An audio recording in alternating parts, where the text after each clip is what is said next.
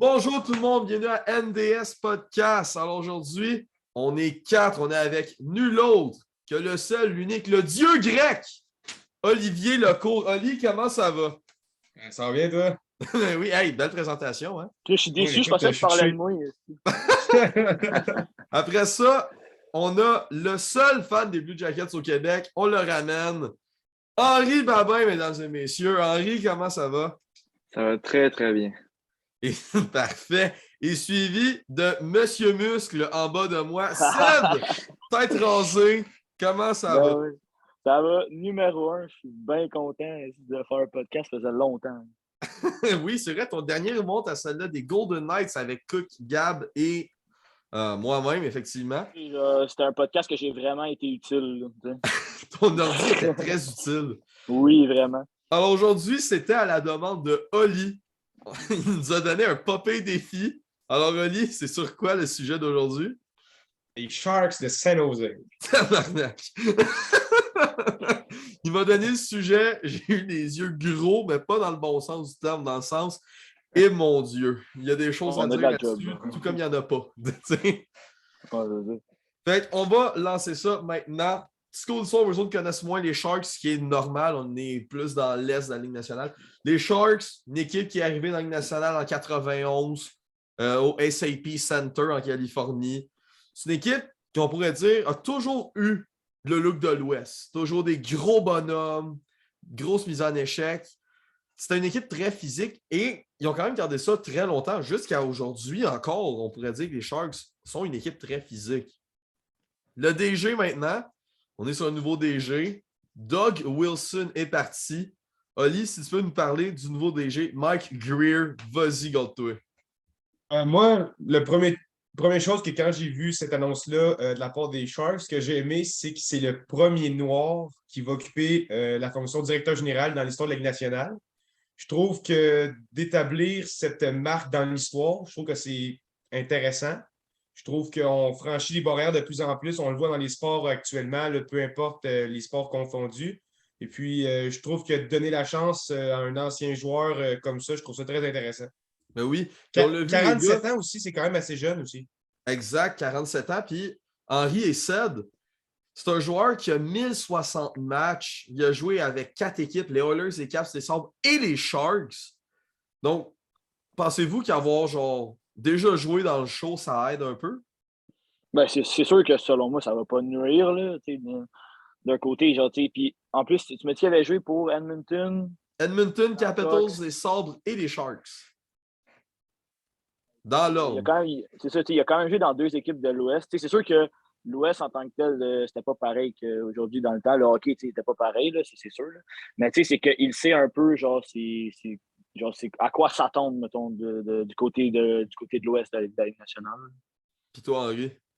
Ben, un peu comme Cédric a dit, le gars, il connaît son hockey. Il a joué, il a dépassé le plateau des matchs en Ligue nationale. Il sait ce que ça prend pour se rendre là. Il sait ce que les joueurs doivent donner sa glace pour avoir des bons résultats. On ne peut pas se mentir là-dessus. Le gars, il connaît son hockey. Fait que je pense que c'est une super bonne idée. C'est de plus en plus récurrent aussi là, que les anciens joueurs commencent à avoir des postes dans l'administration des équipes. Et je suis totalement ouvert à ça. Là. C'est une super bonne idée. Puis, comme Oli a dit aussi, là, c'est un gros plateau. Là, un première, dans le fond, là, d'un DG de couleur noire. Et c'est super, super correct. Et moi, je trouve qu'on devrait carrément prôner ça aussi. Oui. C'est un beau move des Sharks. Oui, c'est super. Et ils sont allés avec le gars, selon eux, qui fitait le plus dans l'équipe pour faire ce job-là. Donc, bravo à Mike Grier. Beaucoup, beaucoup de travail. Il a commencé avec un nouveau coach, David Quinn. Pour les habitués de la chaîne, vous le savez, David Quinn, c'est pas un entraîneur que j'aime. Vraiment pas. J'aime pas son style. Oli non plus, il l'aime pas.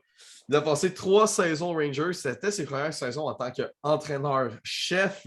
Il a été congédié dans les mêmes coins que Jeff Gorton et John Davidson, le vice-président des Rangers. Et en 3 saisons, il a une fiche de 96 victoires, 87 défaites et 25 défaites en prolongation. Les gars, je vais prendre le premier qui veut en parler. Vous en pensez quoi de l'embauche de David Quinn? Je peux me lancer? Vas-y. Oui, je peux me lancer. David Quinn, je dirais que c'est un peu un coach comme les autres, là. C'est un peu le même circuit de ce qu'on voit, là, les coachs qui se recyclent d'équipe en équipe. Et c'est un peu la même roue qui tourne. Il était disponible. J'imagine que les Sharks n'avaient peut-être pas un grand nombre de choix ou prendre une chance des fois d'amener des gars qui coachent dans des colleges ou qui coachent dans la Ligue américaine. J'imagine qu'ils ont vu de quoi en lui. Ils ont peut-être aimé la vision qu'il avait, un peu des idées qu'il pouvait amener à l'équipe. Mais David Quinn, en tant que Ligue nationale, c'est jamais faire les séries à date. En 3 saisons, il n'a jamais réussi à se qualifier. Bon, c'était peut-être pas la meilleure équipe des Rangers qu'il y avait sur la glace non plus, mais même à ça, quand tu as l'opportunité de faire un changement, même avec une plus petite équipe en tant que coach, tu dois amener ton équipe le plus loin possible. Et je pense pas que c'est ce que David Quinn a fait avec les Rangers. C'est une fois un échec en qualification lors de la COVID, et sinon, c'est jamais de série. Et à son histoire au complet, en hockey professionnel, pas en college, c'est une apparence en série et une défaite en première ronde avec les Monsters du Lac-Erie. Alors, c'est ça. Il y a des preuves à faire. Il y a des preuves à faire. Est-ce que ça va être avec les Sharks qui va réussir à les amener en série? Je ne penserais pas que ce soit pour tout de suite, mais à long terme, je lui souhaite. En tout cas, c'est ce que je pense de David Quinn. Oli, quand je parlais de David Quinn, je t'ai vu faire un pouce en bas. Pourquoi? Là, on sait tous que t'aimes pas l'embauche, on l'a vu, là, mais pourquoi? C'est quoi tes arguments là-dessus, sur cette embauche-là? Ben, mon plus gros argument, c'est comme qu'Henri a dit, c'est que c'est un entraîneur recyclé. Ça vient me déranger. Tu as dit sa fiche tantôt. Au total, c'est 217 points, puis c'est une moyenne de 522. Donc, on est juste au-dessus de 500. Là. Puis moi, honnêtement, actuellement, où est-ce que les Sharks se situent?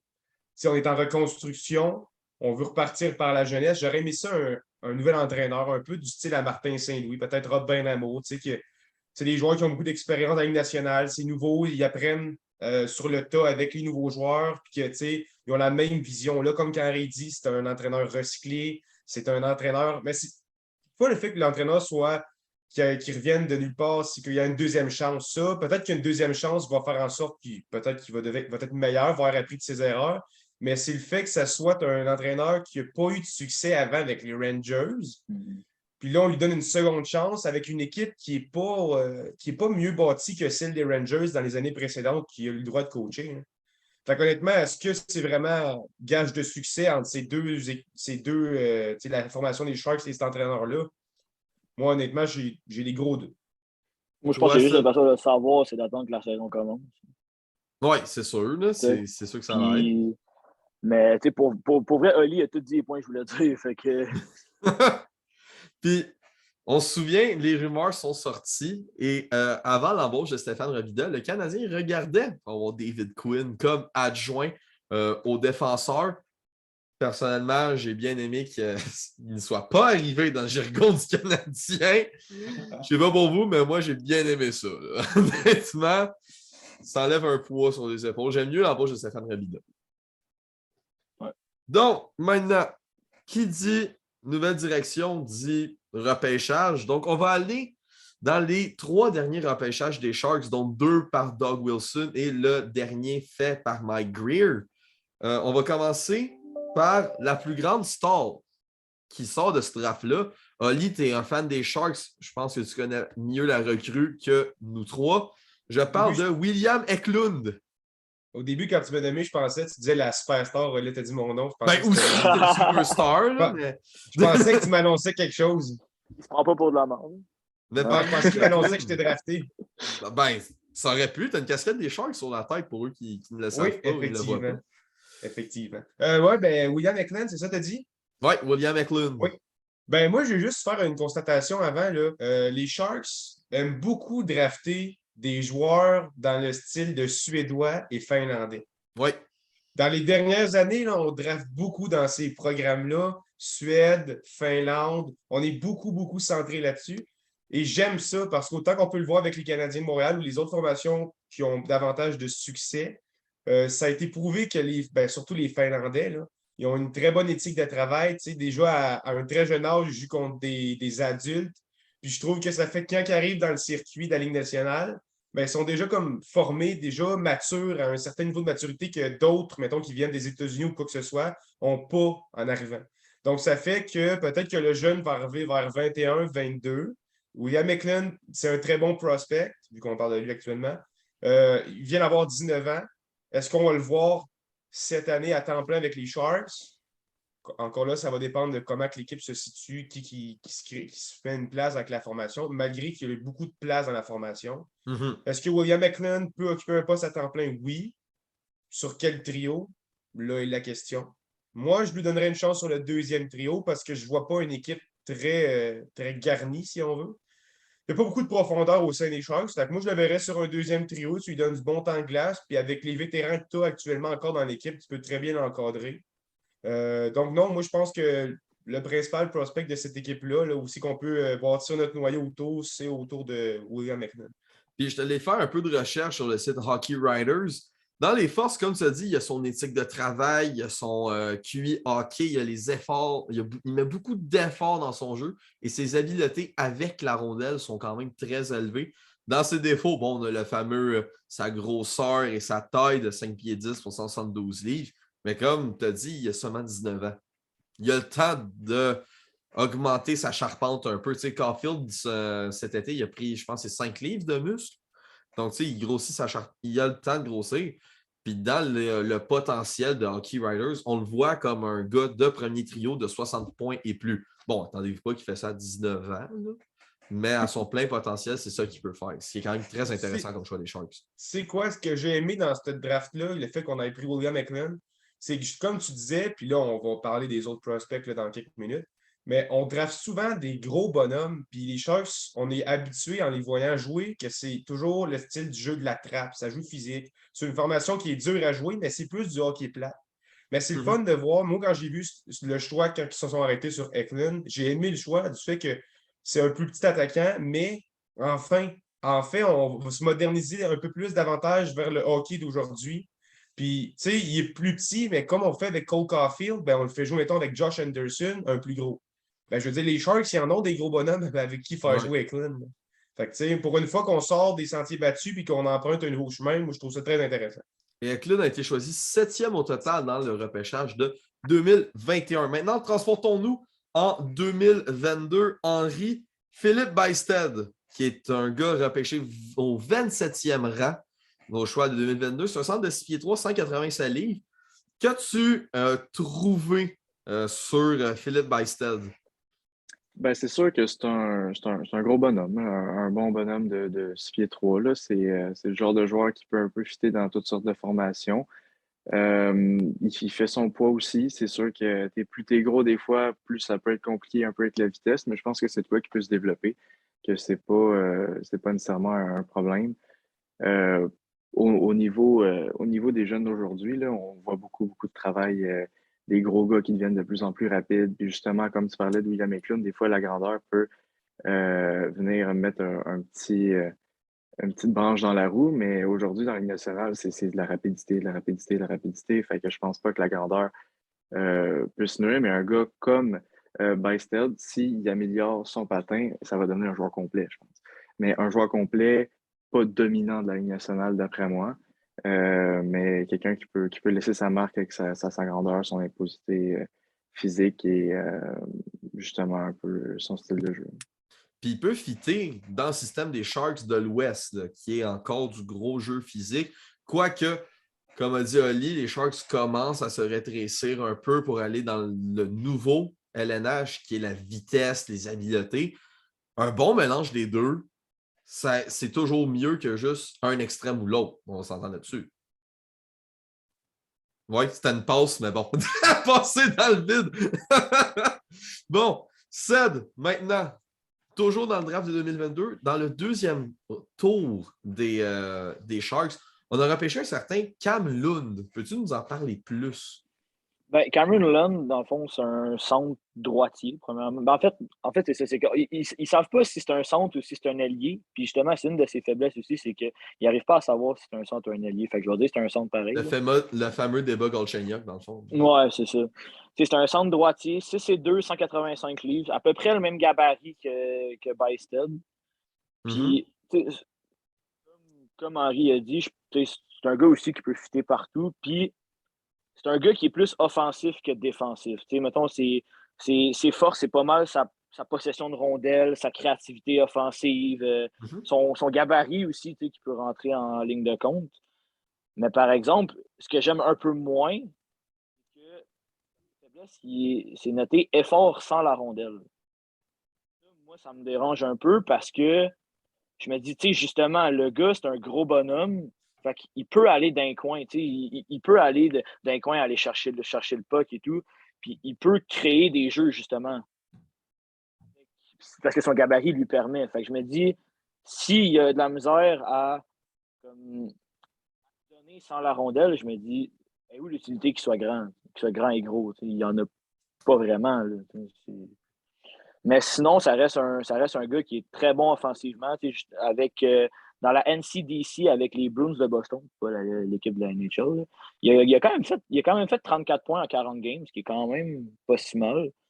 Puis dans la USHL, il a fait 50 points en 62 games. Fait que, c'est un gars qui a un bon IQ offensif, mais moi je pense que pour qu'il se taille un poste dans la NHL, je pense qu'il faudrait vraiment qu'il améliore son jeu défensif de 1 et de 2, son effort sans la rondelle. Bon, pour continuer dans le 2022, je vais m'occuper du survol de Mathias Havlid. Premier défenseur qu'on nomme. On n'avait pas précisé avant, mais autant Bysted, Eklund que Kamlund sont tous des centres. Les Sharks adorent repêcher des centres, selon moi, parce qu'on peut les faire jouer partout dans le line-up, les gars. Je pense que vous êtes d'accord avec ça. Un centre, c'est toujours mieux de le prendre et de le faire jouer à l'aile que l'inverse. On va s'entendre là-dessus. Du côté de Mathias Havlid, c'est un défenseur de 5 pieds 9. Dans ses forces, beaucoup de créativité offensive, un bon patin avec et sans la rondelle, une bonne première passe. En fond, un défenseur de sortie de zone très offensif. Et il n'a pas peur d'aller dans les dirty areas, qu'on va dire en anglais. C'est-à-dire dans les coins beaucoup plus poubelles, aller dans les coins, jouer la rondelle. Il n'a pas peur de ça. Puis pour sa petite taille, on s'entend que ce n'est pas mauvais. Du côté des défauts, bon, son QI défensif est à travailler, sa patience avec la rondelle et bon, le fameux size difference qui est toujours une note à regarder, mais selon moi, qui t'apprend toujours avec des pincettes maintenant dans la LNH d'aujourd'hui. Et on va faire un petit survol vite de Ozzy Weisblatt du draft de 2020, repêché 31e, 5 pieds 10, encore un centre. D'après les Sharks, Oli, tes Sharks ont une addiction au centre. Je ne sais pas c'est quoi qui leur prend, mais dans les 3 dernières années, leurs 3 choix de premier tour, c'est des centres. Le gars qui dit il est fâché. Là. Je sais pas ce que leur prend. Mais tu sais, ils vont prendre le meilleur joueur valable. En tout cas, j'espère. Moi, c'est comme ça que j'aimerais repêcher. Puis encore là, dans les forces intenses, il y a un bon coup de patin, un QI hockey quand même supérieur à la moyenne. Il est bon en possession, mais c'est sa force et son potentiel est quand même bon. On parle d'un attaquant de 3e trio. C'est à voir du côté des Sharks, mais on s'entend, il y a quand même une belle banque d'espoir si on regarde ça, les gars. Ouais, pour eux, je pense qu'il y a vraiment de quoi à faire. Puis moi, je pense que ça va prendre du temps, par contre, mais je pense une fois que tout va être que tous les espoirs vont être quand même bien développés, je pense que ça peut donner une cote quand même pas pire pour eux. Genre, j'ai hâte de voir ce que ça va donner. Et là, Oli a fait un mini survol en parlant de l'équipe des Sharks en tant que telle pour dire s'il y a de la place pour Eklund ou pas. Donc là, les gars, on s'attaque à la viande sur l'os. On s'attaque à l'équipe des Sharks. Henri, je vais te laisser commencer en premier. Je vais expliquer un peu la situation financière des Sharks pour les gens avant de te laisser aller. Les Sharks, en ce moment, ont une masse salariale de 82,2 millions de dollars. Ce qui leur donne en lousse 229 000. Ils ont utilisé la masse salariale au complet. Dans les transactions, on était chercher, c'est pas mal des petites transactions. On était allé chercher Capo Kakkonen du joueur du Minnesota, qui est un bon jeune gardien. Anthony Bitetto des Rangers en échange de Nick Merkley. Bon, on a donné le 11e choix au total qui est devenu Connor Geeky des Coyotes en retour du choix de premier tour des Hurricanes qui est rendu Bysted, du choix de deuxième tour des Coyotes qui est rendu Lund et d'un choix de deuxième tour qui était rendu Havlid. On était chercher John Leonard, on était allé chercher Luke Kunin contre John Leonard et on a échangé Brent Burns. Oli, je sais que tu as hâte de parler de cet échange-là. Ça fait 3 jours que tu m'en parles. Mais avant ça, on va laisser Henri parler de l'équipe des Sharks. Henri, tu penses quoi des Sharks après tous ces mouvements-là?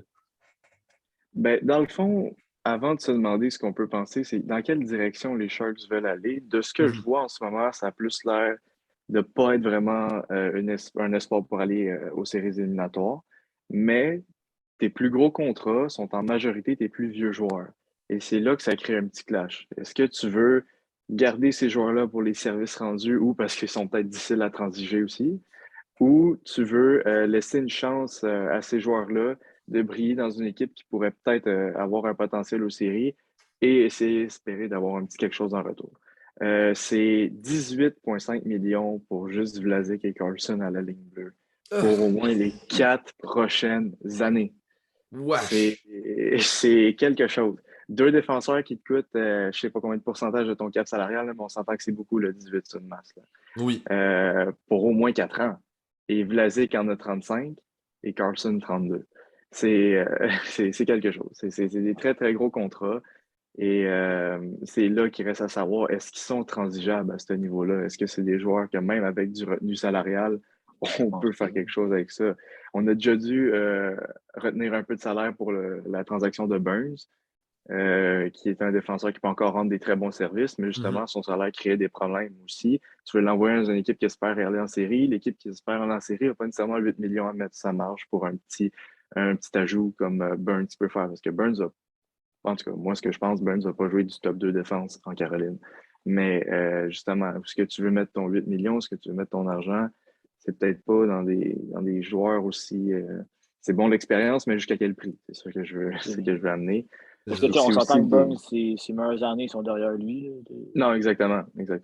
Et ça peut être un très bon ajout en série, mais pas à 8 millions. C'est pas, je ne connais pas le salaire exact de Burns, là, mais c'est pas, ça ne vaut pas le prix. On a aussi des petits problèmes de rachat là, avec Martin Jones. On a encore une coupe d'années à payer.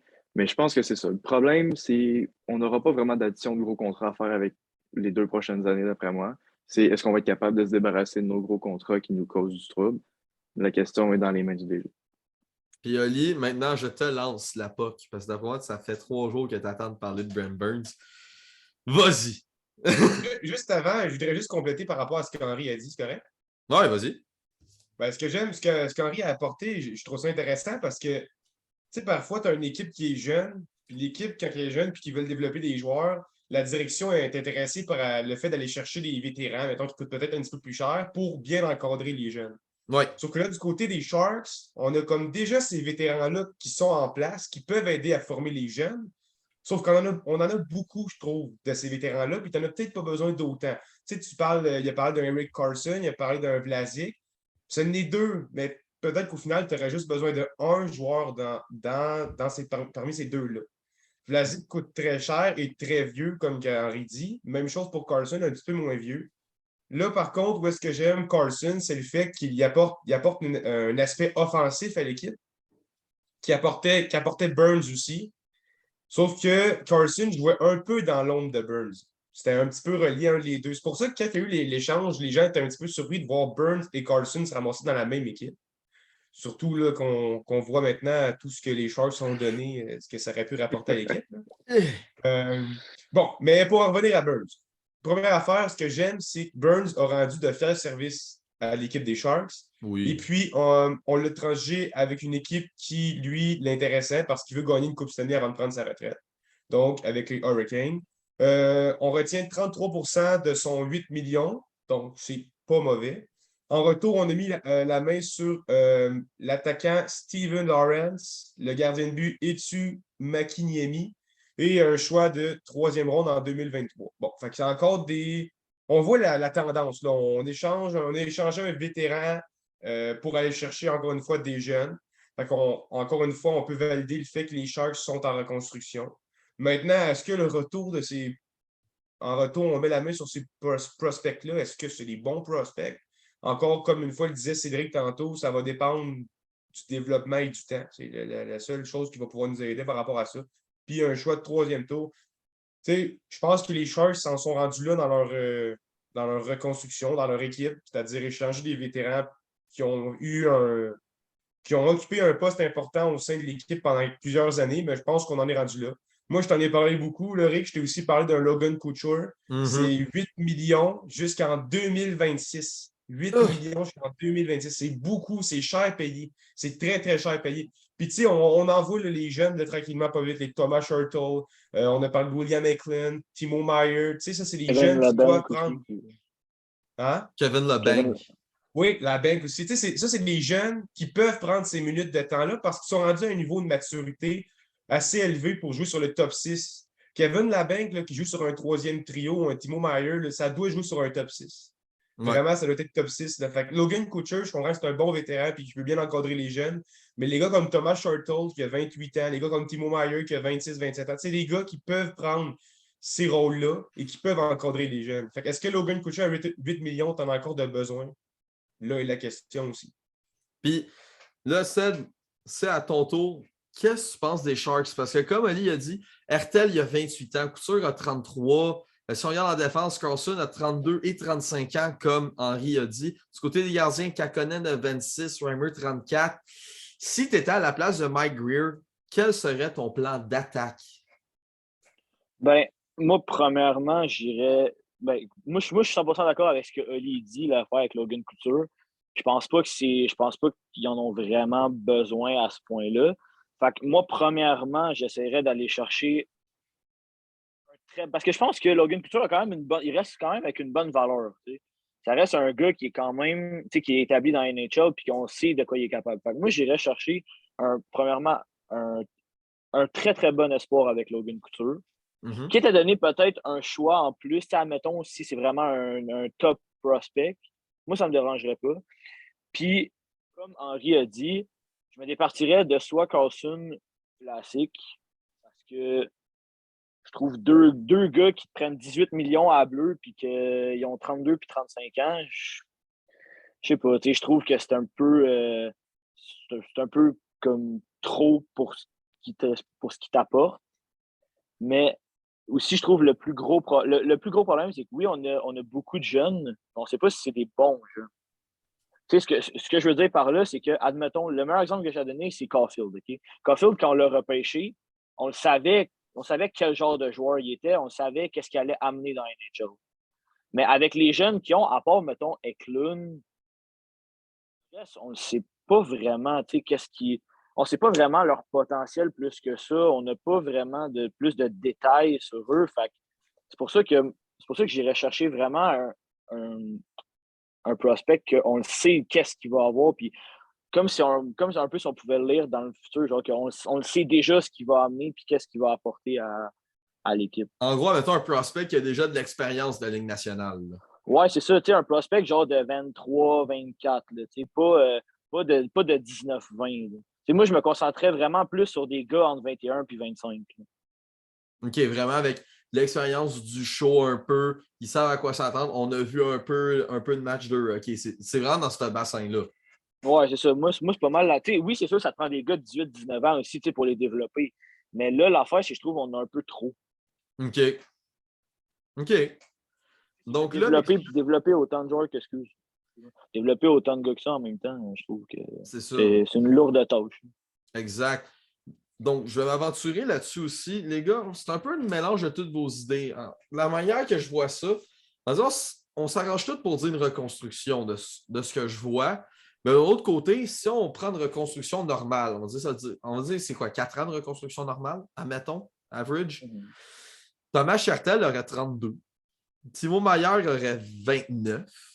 Labanc aurait 30. T'sais, on aurait déjà un club qui commencerait à devenir vieillissant. Quand ça, on en aurait 36. Blazik, bon, lui serait à la retraite probablement. Et Kakkonen, 30. On aurait les mêmes problèmes, selon moi, qu'on a au club aujourd'hui. Fait que selon moi, la manière que Mike Grier devrait attaquer le plan des Sharks est en faisant un reset et non un rebuild. Parce qu'un rebuild, c'est au complet. C'est l'équipe au complet sur changement de culture et tout. Tandis qu'avec un reset, tu échanges un ou deux joueurs clés de ton équipe encore dans leur, pourrait dire, prime, pour avoir des joueurs plus jeunes qui peuvent t'aider maintenant. Fait que j'en jouais un peu le plan de SED, mais qui garde ton équipe quand même compétitive. Est-ce que c'est ça qui va arriver? On va le voir avec le nouveau DG. Je ne sais pas si vous me rejoignez sur ce point-là. Mais mettons, on va avoir des exemples. Pour moi, Couture, c'est Bebaille. C'est Bebaille, Couture. Du côté de la défense, bon, Marc-Édouard Vlasic et Carlson, malheureusement, si on regarde l'échange de Sean Monahan, qui a été que les Flames rajoutent un choix de premier tour pour rien, ça va être compliqué de les échanger. Là. Fait que malheureusement, je pense qu'avec Carlson et Vlasic, autant que j'aimerais ça qu'ils les échangent pour les Sharks pour avoir de la masse, que de l'autre côté, ben, Tarois sont obligés d'être avec eux s'ils ne payent pas le gros prix pour s'en débarrasser. Là. Je ne sais pas si vous me rejoignez sur ce point-là. 100%. 100%. Fait que là, messieurs, il nous reste 5 minutes. On va essayer de faire ça vite. Quelles sont vos attentes sur les Sharks aujourd'hui? On va y aller à tour de rôle. On va viser le 1 minute chaque. On va commencer par Sed. Sed, qu'est-ce que tu t'attends des Sharks? Parce qu'en vrai, moi, je trouve que pas mal ce que tu as dit. Là, je trouve qu'on se répète un peu depuis tantôt là, avec le reset et tout, mais c'est pas mal ça. Là, on a cherché plus de jeunesse que les joueurs qui sont nécessaires à l'équipe, qu'on fasse le ménage, puis juste qu'on mette beaucoup d'emphase sur le développement des jeunes. Puis pour la saison 2022-2023? Moi, je m'attends, mettons, à peut-être 25. Mettons, entre peut-être genre 23 puis 26. Là. Au classement général? Ouais, un classement overall. OK. Henri, toi, t'en penses quoi des Sharks? C'est quoi tes attentes envers les Sharks cette année? Je sais pas si c'est une attente ou plus un souhait, mais parce que j'espère que les Sharks vont trouver peut-être un breakout player cette année. Quelqu'un qu'on ne s'attendait pas à ce qu'il performe. Vu qu'on a coté un peu l'effectif, il y a plein de nouveaux gars, plein de nouveaux noms, plein de gars qui n'ont pas nécessairement joué beaucoup d'années ensemble encore. Je leur souhaite d'avoir quelqu'un qui pop un peu du lot, qui, bon, il part de la troisième ligne, puis finalement, OK, c'est un top, c'est ce gars-là, on peut faire de quoi avec. Je leur souhaite ça parce qu'on a beaucoup, beaucoup de joueurs qui, je trouve, qui en termes de potentiel se ressemblent en ce moment. Et j'aimerais ça qu'il y en a un qui éclore un peu là-dedans. Sinon, je pense qu'on va manquer les séries cette année pour le côté des Sharks. Exactement au classement, je ne sais pas. Mais je pense pas que ça serait dans une bataille proche nécessairement. Là. Je dirais entre 72 et 75, 76 points environ. OK. Quand même une récolte qui amènerait les Sharks, de ce que je comprends, dans le no man's land au repêchage. Là, dans le fond, vers le 12e, 10e rang, peut-être 8. C'est pas mal là que tu vises pour les Sharks au repêchage. Genre entre 7 et 12e choix. OK. Et maintenant, le point. Oli, fan des Sharks et du Canadien, mais des Sharks en deuxième équipe. Quelles sont tes attentes envers tes Sharks? Moi, je veux dire, ça va être une réponse un peu plate, mais en fonction, je leur souhaite en fonction de ce que la direction souhaite. C'est-à-dire que si on vise un certain Connor Bedard cette année, ben, je leur souhaite de terminer dernier. Ou si, comme tu dis, on veut y aller plus juste échanger quelques joueurs clés pour pouvoir continuer de se battre et de se trouver une place en série, ben, je leur souhaite de pouvoir échanger quelques joueurs puis de pouvoir continuer à se battre. Maintenant, moi, par contre, j'ai une sous-question pour toi, Loric. On va le relancer. Dans leur division, là, si je nomme les équipes, Calgary, Edmonton, Los Angeles, Vegas, Vancouver, les Ducks puis Seattle. Là, on rajoute les Sharks. Parmi ces 8 équipes-là, tu vois les Sharks terminer où? Parce que c'est pas une très grosse division. Là. C'est pas une très grosse division, mais d'après moi, c'est soit au 7e ou 8e rang de la division. Là. Il n'y a pas beaucoup de grosses équipes, mais c'est pas mal. À part le Kraken, il y a beaucoup d'équipes très compétitives là-dedans, là, entre eux. Mais selon moi, les Sharks ne feront pas partie du lot là, des équipes compétitives, mais ils peuvent faire une petite bataille des fois de temps en temps pour jouer les troubles à fête. Là. Parce que si on regarde l'année passée, les Sharks ont joué pour une fiche de 500. Ouais. Avec une équipe qui est potentiellement la même que cette année. Les jeunes ont pris de l'expérience. Bon, on a perdu Burns, ça c'est sûr. C'est un gros morceau de perdu. Comme je vous dis, moi je pense qu'Eric Carlson est capable de prendre la place que Burns occupait. Je pense que Carlson peut même être davantage performant. Si on ne parle pas des blessures, il peut être davantage performant parce que justement, il va avoir le temps de glace. C'est lui qui va avoir le power play. Il va avoir plus de temps pour lui et non que Burns occupait. Donc, moi, est-ce qu'on s'en est encore pour une année qu'on va jouer à 500? Nouvelle direction, c'est ce qui va nous dire avec les jeunes, qui joue où, comment. Moi, je m'attends à une année semblable à l'année passée. Moi, je pense qu'on va terminer dans la fiche de 500, milieu de peloton. Mais je leur souhaiterais de terminer dernier pour avoir la chance de drafter un joueur qui va être peut-être un joueur de franchise qui va pouvoir les aider à performer dans les prochaines années. OK. Moi, dans moi, dans mon cas, je m'attends autour du 24e rang de la Ligue nationale, donc bien devant le Canadien, entre autres devant les Blackhawks assez facilement. Je m'attends à une équipe qui peut jouer les troubles fight, qui peut avoir autant des victoires importantes durant la saison contre des équipes qui jouent des batailles dans les séries, qu'autant ils peuvent se faire planter, mettons, sans aucune raison. J'ai aucune attente envers les Sharks. C'est sûr que je leur souhaite le mieux, comme vous avez dit, mais c'est à voir. C'est une équipe assez mystérieuse pour la saison 2022-2023. De nouvelle direction, de nouvelle culture. J'espère que vous avez aimé ce podcast. Écrivez en commentaire vos avis sur les Sharks. N'hésitez pas à partager, liker, abonnez-vous. C'est un plaisir de faire ces vidéos-là et ces recherches-là pour vous. C'était NDS Podcast accompagné de Loric, moi-même, Oli, Henri et Cel. Et on se retrouve dans la prochaine vidéo. Salut tout le monde!